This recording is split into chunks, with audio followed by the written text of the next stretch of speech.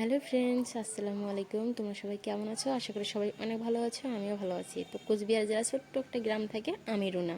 আপনারা দেখছেন Farhan daily lifestyle. তো এখানে আমার বর বাজার করে নিয়ে এসেছে মুসরি কালাই, বাদাম আর হচ্ছে ভাঙা বুট, আর তেল রয়েছে, তাই আনতে বারণ করেছি। শুধু একবার ভাত বাকি খেয়েছি, সব এজন্য খরচাপাতি আমার আছে, একটু সেজন্য আর কি খিদে অল্প একটু নিয়ে পেয়েছে। এসেছে, এটা তাই দিয়েই ভাবলাম হয়ে একটু যাবে। জল দিয়ে আর ছাতু গুলে খাই। আমার একটু খিদে লেগেছে সন্ধ্যাবেলা, তার জন্য আমি ছাতুগুলি খাচ্ছি একটু জলের মতো করে।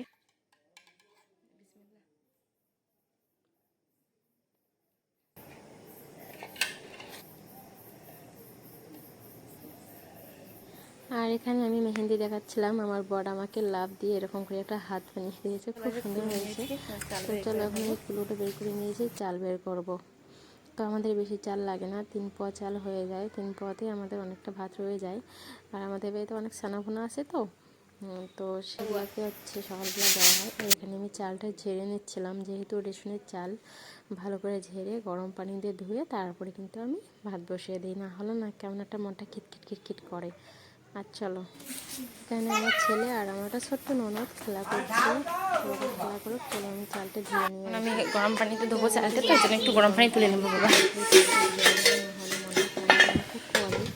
দেখো, মা লক্ষ্মীকে আমি গরম ঘৃণা পানি করি না, দিয়ে দিলাম, তবে এটা ভালো করে রেশনের চাল ধুয়ে অনেক নেব। পোকামাকড় থাকে, তাই আর কি ভালো করে পরিষ্কার করে নেওয়াটাই ভালো। আর এখানে হচ্ছে আমি আলু কেটে নিচ্ছিলাম।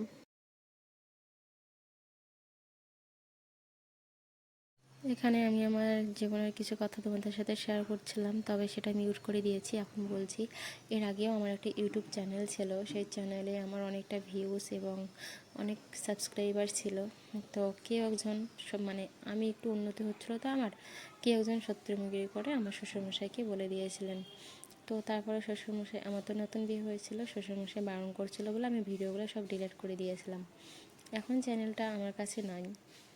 তো কী করব, সেই জন্য অনেকটা আশা এবং স্বপ্ন নিয়ে আবার ভিডিও করা শুরু করে দিয়েছি। তোমাদের যদি একটু ভালোবাসার একটু সাপোর্ট পাই, তাহলে কিন্তু আমি নতুন নতুন অনেক সুন্দর সুন্দর ভিডিও নিয়ে আসবো।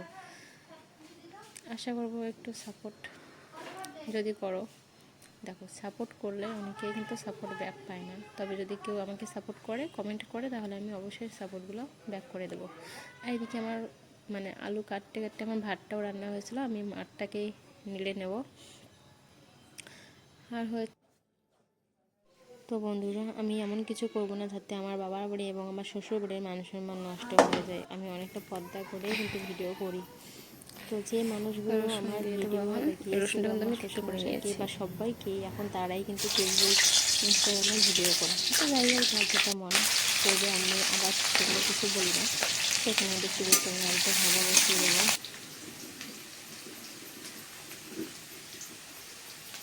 এখানে আবার আমি একটু নিজেকে দেখছিলাম এরকম করে নিমের পায়ে। চলো, ওখানে হতে থাক, ঢাকাটা আমি দিয়ে দিয়েছি। এখন একটু ওইদিকে হাওয়ায় যাবো, প্রচণ্ড গরম পড়েছে না, সেই জন্য।